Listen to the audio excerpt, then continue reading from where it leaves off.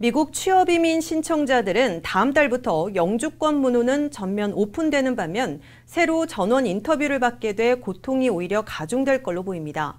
취업이민 신청자들에 대해 국무부는 다음 달부터 적어도 내년 1월까지는 전순위 오픈이 계속될 것으로 예고한 반면 국토안보부 이민서비스국은 전원 대면 인터뷰를 실시하기로 했기 때문입니다. 자세한 내용 김윤재 기자가 보도합니다.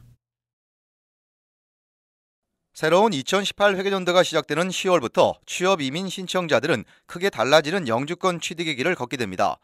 마지막 관문인 비자 블러튼 영주권 문호가 10월부터 적어도 내년 1월까지 전 순위에서 오픈되는 반면에 전원 인터뷰를 받아야 하기 때문에 기다림의 고통과 기각될 불안은 오히려 가중될 것으로 우려됩니다. 국무부는 새로운 2018 회계연도의 첫 달인 10월 비자 블러튼을 발표하면서 취업 이민은 전 순위에서 최종 승인일과 접수 가능일을 모두 커런트로 오픈시켰습니다. 국무부는 특히 취업 이민 전 순위의 오픈 상태가 적어도 2018년 1월까지 계속될 것으로 예고했습니다. 이로써 취업 이민 수속자들은 첫 관문인 노동부의 노동허가서만 승인받으면 2단계인 취업 이민 페티션 I-140과 영주권 신청서 I-485를 동시에 제출할 수 있게 됐습니다. I-485뿐만 아니라 워크퍼밋 카드 신청서 I-765와 사전 여행 허가서 I-131까지 동시에 접수해 영주권을 받기 전에 두 가지부터 승인받아 합법으로 취업할 수 있고 해외여행도 가능해지는 등 준영주권자의 혜택을 누리게 됩니다. 하지만 10월 1일부터는 취업이민 신청자 전원이 영주권 인터뷰를 받게 돼 I-485 접수 후에도 인터뷰 날짜가 잡힐 때까지 상당 기간 기다리게 됐습니다. 특히 정해지는 인터뷰 날에 이민국 관리와 대면해 질문에 답하고 그동안의 체류신분 유지 상태나 학력, 경력 또 재정 상황 등을 설명해야 하는 큰 부담을 겪게 됐습니다. 이 때문에 취업이민 신청자들이 영주권을 받는데 수개월씩 더 지체되고 기각될 위험은 더욱 높아질 것으로 우려됩니다. 이에 비해 가족 이민에서는 내년 1월까지 최종 승인일이 1순위는 매달 수개월씩 진전되고 2A와 2B 순위는 최대 한 달씩 개선될 것으로 국무부는 예고했습니다. 또 가족 이민 3순위는 매달 3주에서 4주씩, 가족 이민 4순위는 매달 2, 3주씩 나아갈 것으로 국무부는 내다봤습니다. RKTV 뉴스 김윤재입니다. 로컬 소식입니다. 2년 전 10만 톤 이상의 가스 누출 사고로 오랜 법적 공방 끝에 제가동에 들어간 포트렌치의 알리소 캐년 가스 저장소가 또다시 말썽입니다. 알리소 캐년 저장소의 천연가스 주입을 재개한 지 수주일 만에 3분의 1 정도의 가스정에 또 문제가 발생해 운영이 중단된 것으로 드러났기 때문입니다. 지난달 28일 남가주 가스사가 주정부 자원관리국에 보낸 서한에 따르면 39개의 가스정 가운데 13개의 가스 주입 과정에 이상이 발견돼 보수 작업 끝에 운영이 재개됐지만 여전히 11개의 가스정은 멈춰 있는 상태입니다. 유체 펌핑을 위한 압력 시스템에 문제가 있는 것으로 알려졌습니다. 그러면서 남가주 가스사는 대기 중에 가스가 유출되지는 않았다고 강조했습니다.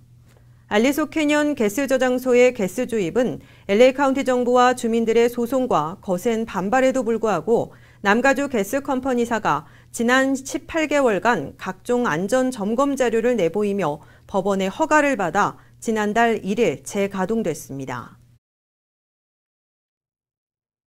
내년 기호용 마리화나 판매 라이센스 발급을 앞두고 있는 캘리포니아주에서 운전 중 마리화나 흡연이 전면 금지됩니다. 제리 브라운 캘리포니아 주지사는 어제 운전 도중 차량에 탑승 중이거나 주행 도중 마리화나 흡연을 금지하는 안에 서명했습니다. 적발될 경우 $70의 벌금을 물게 됩니다. 캘리포니아주에선 마리화나에 취한 채 운전하는 건 이미 불법이지만 이와 관련한 적발 사례가 급증하면서 보다 세부적이고 강력한 법안으로 재정비된 겁니다. 이에 따라 기존의 마리화나에 취한 채 운전하는 것을 금지한 것에 더해서 운전 중 복용하거나 흡입하는 것, 또 마리화나 봉지를 소지하는 것 등을 전면 금지한다는 내용이 추가됐습니다. 실제로 캘리포니아주 교통안전국에 따르면 지난 2012년 운전 중 마리화나에 취해 적발된 사례는 음주운전 적발 건수보다 많았습니다. 이 밖에도 브라운 주지사는 기호용 마리화나 제품을 캔디와 비슷하게 포장하는 걸 금지하는 법안도 추진합니다. 이는 기호용 마리화나 포장이 일반 캔디와 비슷할 경우 자칫 어린이들이 모르고 마리화나를 복용할 수 있는 점을 우려한 데 따른 겁니다. 애플이 아이폰 출시 10주년을 맞아 아이폰 X을 오늘 공개했습니다. 다음 달 27일부터 선주문을 받고 오는 11월 3일부터 출시됩니다. 가격은 $999로 책정됐는데요. 이 제품에는 2013년 아이폰 5S부터 2016년 아이폰 7까지 포함됐던 지문인식 시스템 터치 아이디가 빠지고 그 대신 3차원 스캔을 활용한 얼굴 인식 시스템 페이스 아이디가 들어갔습니다. 이 아이폰 시리즈 최초로 액정 화면이 아닌 유기발광 다이오드 화면이 탑재됐습니다. 관련 소식 문지혜 기자입니다. 외형 디자인으로 보면 2007년 첫 아이폰부터 쭉 유지되어 오던 홈 버튼이 10년 만에 사라졌습니다. 아이폰 X의 기본 모델 가격은 $999입니다. 애플의 팀 쿡 최고 경영자는 오늘 북가주 쿠퍼티노에 위치한 애플 신사옥 내 스티브 잡스 극장에서 열린 특별 행사에서 이 제품을 공개했습니다. 애플은 또 아이폰 8과 8 플러스 등 아이폰 일반 모델 2종과 함께 LTE 통신 모듈이 탑재된 애플워치 3세대, 4K 영상과 HDR 영상을 지원하는 인터넷 TV 셋톱박스 애플 TV 신모델을 공개했습니다. 이 제품은 오는 22일 발매되며 예약 주문은 오는 15일 시작됩니다. 아이폰 8과 아이폰 8 플러스의 모델 가격은 각각 $699와 $799입니다. 이 제품들에는 OLED 화면이 아니라 LCD 화면이 탑재됐습니다. LTE 통신 모듈이 탑재된 애플워치 3세대 제품의 기본 모델 가격은 $399, LTE 모듈이 빠진 제품의 기본 모델 가격은 $329입니다. 아이폰의 번호와 똑같은 번호를 사용해 아이폰으로 전화가 올 경우 자동으로 애플워치로 연결해 전화를 받을 수 있습니다.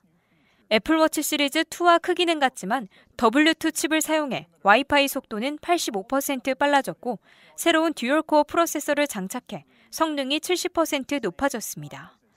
배터리 효율은 50% 높아졌습니다. 4천만 개의 음악도 애플워치로 연동해 들을 수 있습니다. RKTV 뉴스 문지혜입니다. 월스트리트저널이 세계 최대의 전자상거래 업체 아마존의 제2 사옥 프로젝트에 대해 오만하다고 강도 높게 비판했습니다. 미 전역이 아마존 신드롬에 빠져 있는 상황에서 이례적으로 쓴소리를 내놓은 것이어서 주목됩니다. 동시에 강세를 이어가고 있는 아마존 주가에 대한 월스트리트의 우려를 반영한 것으로도 해석됩니다. 월스트리트저널은 아마존이 대규모 제2의 본사를 짓겠다고 나서면서 이슈가 되고 있다며 이는 자만과 위험의 신호라고 지적했습니다. 그러면서 신규 업종 진출, 대규모 채용 프로그램, 견제받지 않는 최고 경영자, 막대한 자본 지출 등은 주주들에게 일종의 경고음이 되고 있다고 덧붙였습니다. 대규모 채용과 막대한 지출이 동반되는 제2 본사는 아마존 주가에도 상당한 악재라는 얘기입니다. 아마존은 인구 100만 이상의 대도시 인근에 두 번째 본사를 세운다는 방침입니다. 제2 사옥이 건설되면 최대 $50억 직접 투자와 5만 명 이상의 고급 일자리 창출이 이루어질 것으로 예상됩니다.